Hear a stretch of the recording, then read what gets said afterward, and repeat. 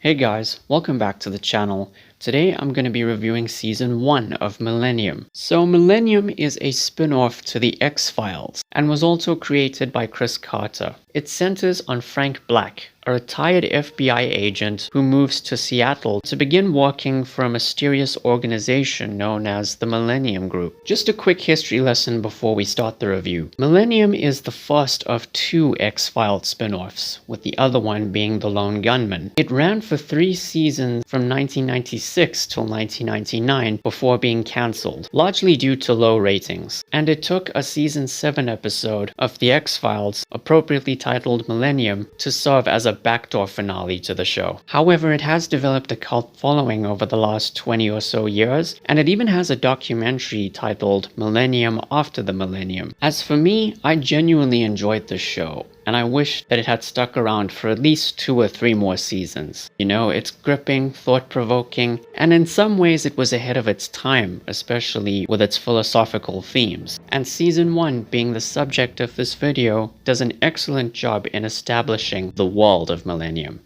So let's get into it.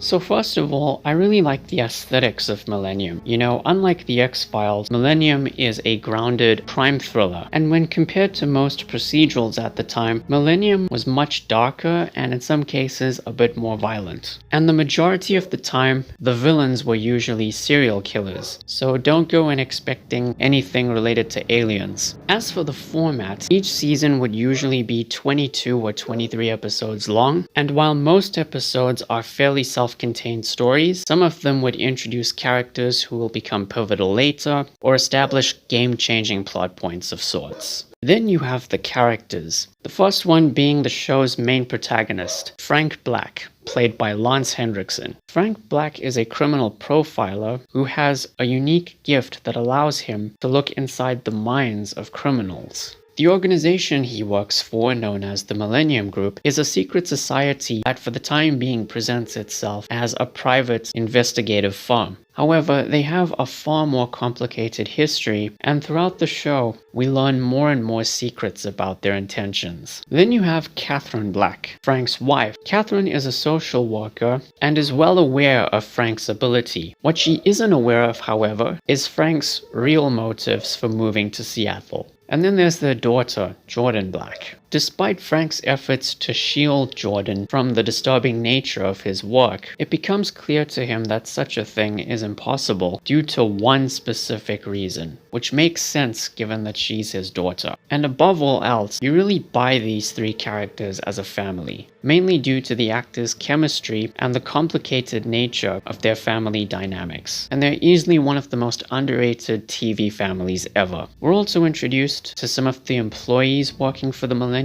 Group. For example, Peter Watts, who's played by Terry O'Quinn, best known for his role as John Locke in Lost. Peter Watts is a friend and mentor to Frank and has a very dry, articulate, matter-of-fact-like persona. And throughout the series, his loyalties to both Frank and the Millennium Group are tested.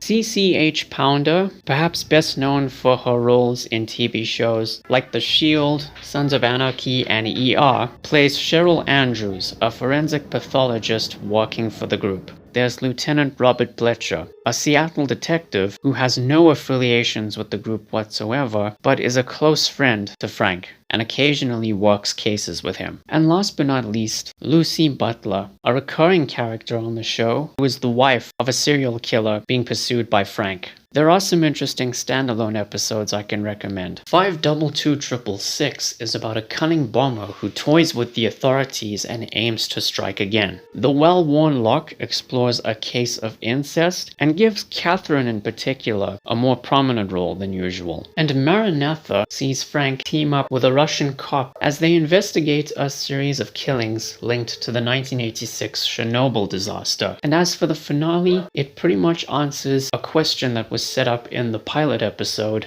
and ends on a solid cliffhanger.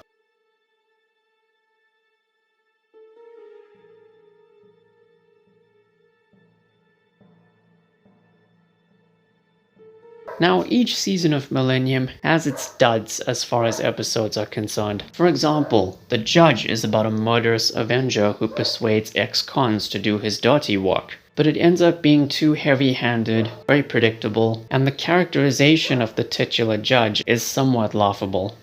And Lowen Like a Hunting Flame features a killer with sexual neuroses who uses mind-altering drugs to lure his victims. The episode was lacking in tension, imagination, and its treatment of female characters was rather poor. And I also found this season in particular to be a bit too episodic, as there are only about 7 episodes that contribute something of value to the plot lines and the characters and so on.